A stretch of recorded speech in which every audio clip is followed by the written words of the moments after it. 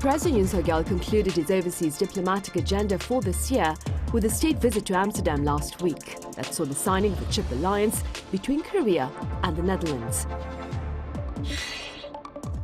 So how are pundits responding to this latest bilateral semiconductor partnership? And how are the two countries looking to bolster their security cooperation? Also, how has the growing popularity of Korea's culture affected its diplomacy in Europe? Hope your work week is off to a good start. I'm Min Sunhee with Monday's edition of Issues and Insiders. Today we address the advances made by the Yoon administration on the diplomatic front amid the President's state visit to the Netherlands last week. For more on this, I have Professor Ban Kil Joo at Korea University live on the line. Professor Ban, it's good to have you on. Good afternoon. I'm delighted to be here. I also have Professor Kim Young-jun at the Korea National Defense University, who is currently over in the US. Professor Kim, welcome back. Thank you very much. Good night from here. Right over. You're in Washington, D.C. right now. Professor Ban, we'll start with you. Quite a few pundits are highlighting the chip alliance signed by Korea and the Netherlands as a critical step forward in bilateral ties. Do you share their thoughts? Well, from a viewpoint of both strategic and technical factors, a real alliance like US-1 is quite different from the chip alliance between South Korea and the Netherlands. If then, why do they want to use this terminology? They appear to expect to make their relationship more binding and more cohesive by defining their relationship as the chip alliance. In this vein, it could be a critical or significant step for their bilateral ties. Meanwhile, we need to think about the mechanism withdrawn from this terminology. Both policymakers and scholars alike are very prudent when dealing with the terminology of alliance. What is an alliance? A state under an alliance should be ready to help the other ally whenever it is at stake. With these insights in mind, under terminology of chip alliance, each South Korea and the Netherlands should help the other when it is challenged, at least regarding the area of semiconductors. In this vein, I would say this experiment or this new journey is quite noteworthy and somewhat promising. Second, the chip alliance shows how South Korea is eager to apply the concept of economic security to real policies on a government level. The Yoon administration stresses the importance of economic security. A clear example would be appointing a Secretary of Economic Security in the President's office. Meanwhile, semiconductors serve as a key area for a stable global chain. In this vein, by establishing bilateral semiconductor cooperation between the two, South Korea has taken multiple steps simply beyond multilateral platforms, such as Chip 4 architecture led by South Korea, the United States, Taiwan, and Japan, or the IPEF, Indo-Pacific Economic Framework. This multi-layered infrastructure could be synergetic to guarantee its economic security, I think. Right, and also, Professor Ban, does Korea's chip cooperation with like-minded partners look to affect perhaps its ties with neighboring China, which itself faces quite a bit of related restrictions from the West? I don't think so, because it is not only rational but also necessary for a state to step up its economic cooperation with others for its interests and prosperity, particularly under an unstable global supply chain. In more detail, I could think of three reasons why the chip alliance does not affect the bilateral relations between South Korea and China. First of all, China, as well as South Korea, pays tremendous attention to supply chain resilience. A bilateral chip alliance between South Korea and the Netherlands is designed for global chain resilience. Similar to this effort by South Korea, China has recently taken advantage of the Belt and Road Initiative, or the BRI, for its own supply chain resilience. So since both South Korea and China have adopted similar policies and remained coherent towards their passion for resilience, I would say that this bilateral diplomatic event between South Korea and the Netherlands should not affect the bilateral relations between South Korea and China, but rather pave the way for promoting economic cooperation between the two states. Second, South Korea's proposed diplomatic principle with China, as you're well aware, which is reciprocity, has never been changed, regardless of the chip alliance.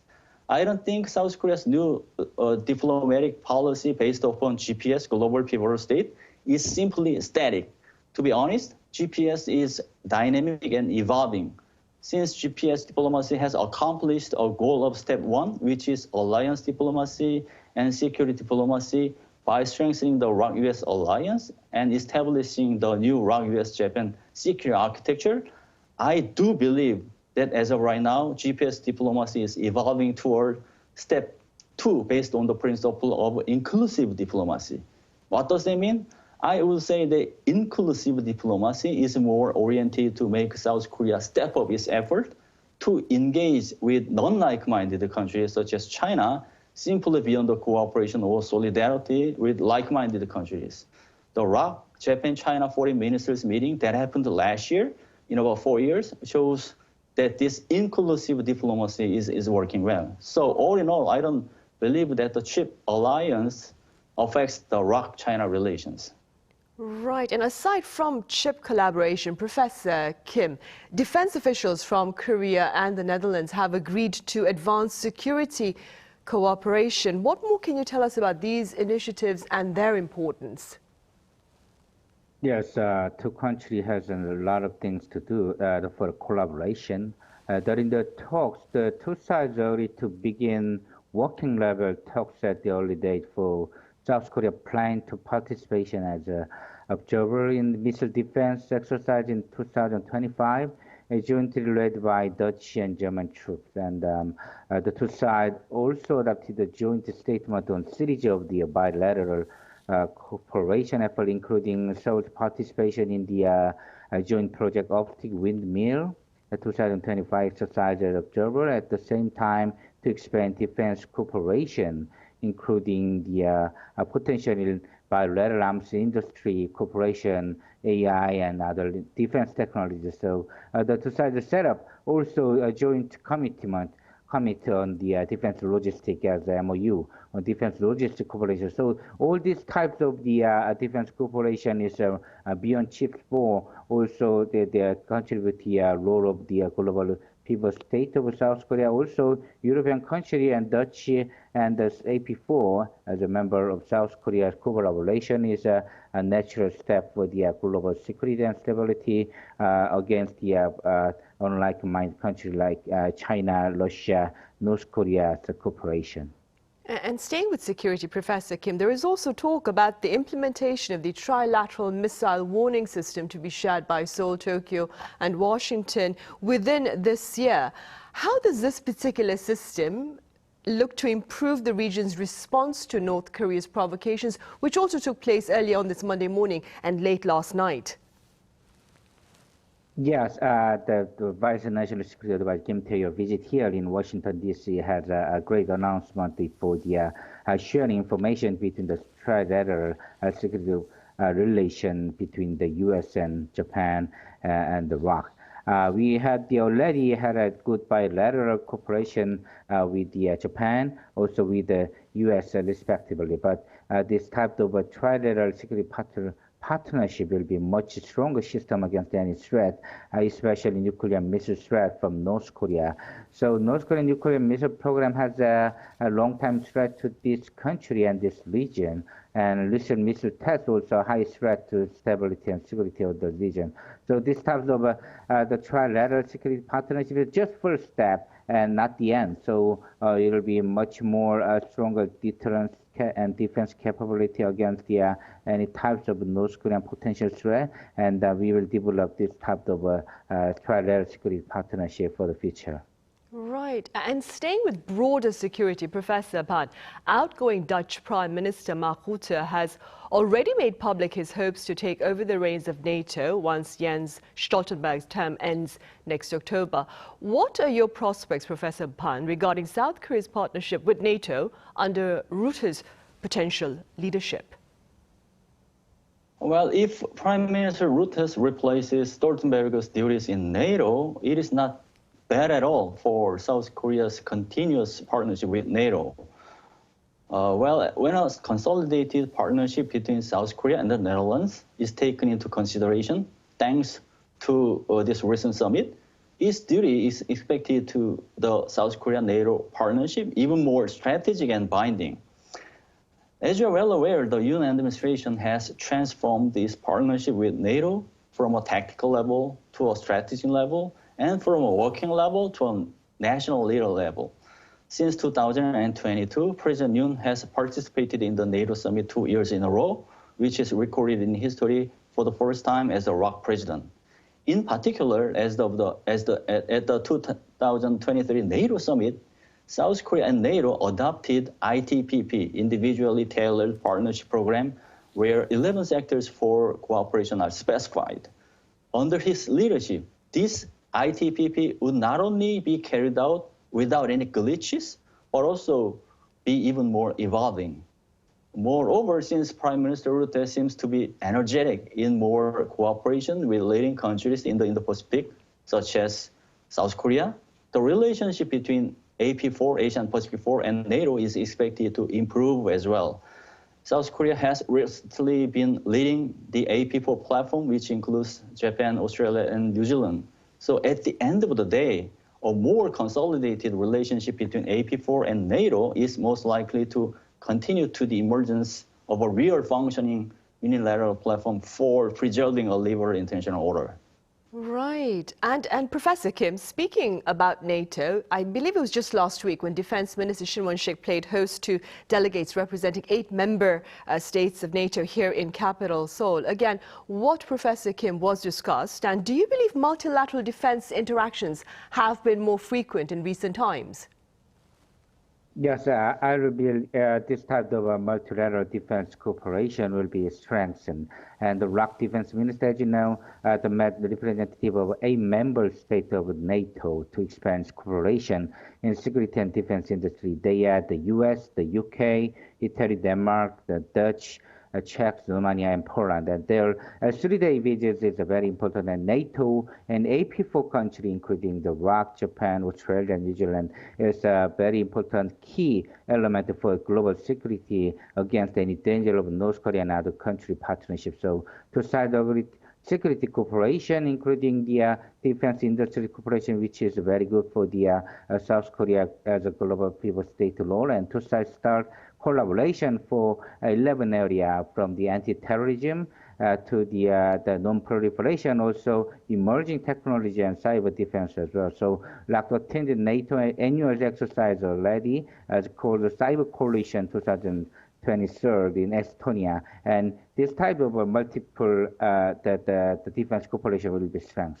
Right.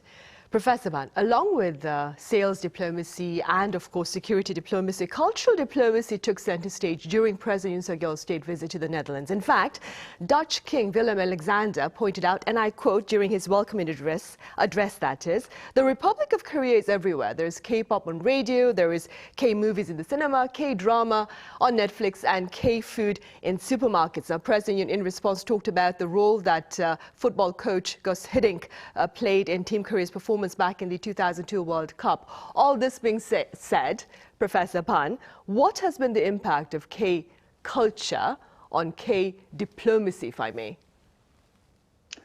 That is a very, very inspiring question. In a sense, it is insightful because it is happening indeed right now. Well, on the one hand, South Korea is defined as a leading middle power or a developed country, both economically and militarily.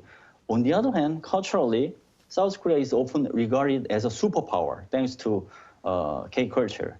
Taken together, I would say that South Korea is a developed, strong country in the world. Meanwhile, we need to take a moment at who made South Korea rise to the status of a superpower culturally in the world. The Korean public and civilian groups, not the government, made it happen. Now it is right about time for the government to contribute to K-power as well. Yoon administration has expanded its diplomatic horizon to the world while staying away from the Korean Peninsula isolated mentality. So, as of right now, many countries around the world are eager to be more cooperative diplomatically with South Korea. In this sense, the first chapter of K-diplomacy has already been written. Moreover, as you mentioned earlier, K-culture contributed to making the rise of K-diplomacy feasible in the sense that it makes South Korea attractive as a whole, which includes South Korea's policies. in an effort to make K-diplomacy more visible, how to fuse K-culture with K-diplomacy needs to be designed comprehensively.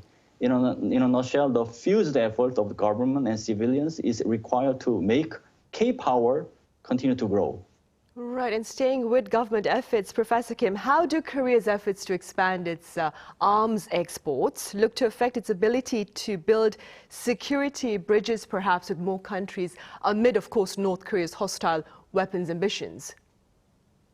Yes, this is a very important security bridge between the defense industry and also a partnership against the North Korean hostile ambition. Recently, K-defense industry is one of the rising areas like K-power and K-culture. In particular, European countries, due to Russian invasion of Ukraine, really interested in the K-defense industry. This arms export will increase security cooperation naturally between the European country and South Korea, and this will increase the allies and partnership against any nuclear missile threat from North Korea. As a global pivot state, the bloc will play a significant role with their defense industry and security beyond the Korean Peninsula. This is very important for the role of the global pivot state as South Korea. Right, and all that being said, Professor Ban, speaking as a scholar in the field of international relations, how would you score the Yoon administration's diplomatic endeavors thus far?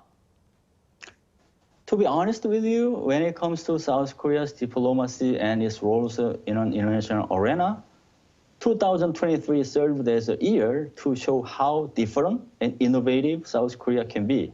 To begin with, in terms of the alliance, the ROK-US alliance remains the strongest in 2023 when the alliance is in its 70th anniversary of its birth. Moreover, Korea-tailored extended deterrence began to work in 2023 through the NCG Nuclear Consultative Group. Second, the new bilateral platform was initiated in Northeast Asia thanks to South Korea's active roles. The ROK US-Japan security architecture has been formalized thanks to the successful trilateral summit on Camp David this year. This architecture was driven by, first, North Korea's growing nuclear provocations, and second, the rise of transitional international order defined as the new Cold War. So this trilateral architecture is expected to help tackle not only North Korea's nuclear program, but also deal with global challenges. Since these three countries are scheduled to simultaneously act as members of the UN Security Council in 2024, this trilateral platform is expected to be at the forefront and viable, particularly next year. Third, when it comes to South Korea's diplomatic expansion, 2023 is recorded in history in the sense that it is the first year that South Korea executed its global vision based on GPS and its global level of national strategy based on its Indo-Pacific strategy. Under this dynamic posture in 2023, South Korea significantly expanded diplomatic horizon and scope to the global stage simply beyond the Korean Peninsula or Northeast Asia. That being said, South Korea faced weaknesses and hurdles as well in 2023. Despite the tremendous diplomatic efforts, South Korea failed to win the vote for World Expo. So the government needs to sincerely examine the lessons learned from this failure while checking this diplomatic strategy in detail. This intermediate or checking process will contribute to making its strategies and policies even better in 2024. Right, and staying with its strategist, Professor Kim, speaking as a scholar in the field of national security, how would you score the Yoon administration's related efforts this year?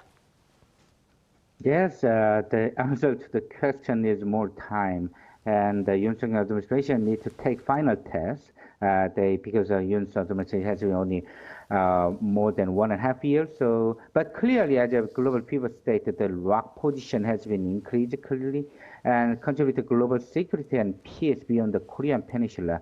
Strong ROK-US alliance and trilateral security partnership, and also strengthening a role of the United Nations Command, as well as a partnership with the NATO country, are all great contribution for security and stability of the Korean Peninsula. also as a global pivot state for the global peace and stability. So you need to take the final exam, but so far it's a pretty good the scoring from me. All right, so thus far we are on the right track then. All right, Professor Kim, as always, thank you very much for your insights. And Professor Ban, thank you very much for your time and your thoughts. Thanks for having me. Right, well, that ends this edition of Issues and Insiders. Thank you for watching and be sure to join us again same time tomorrow.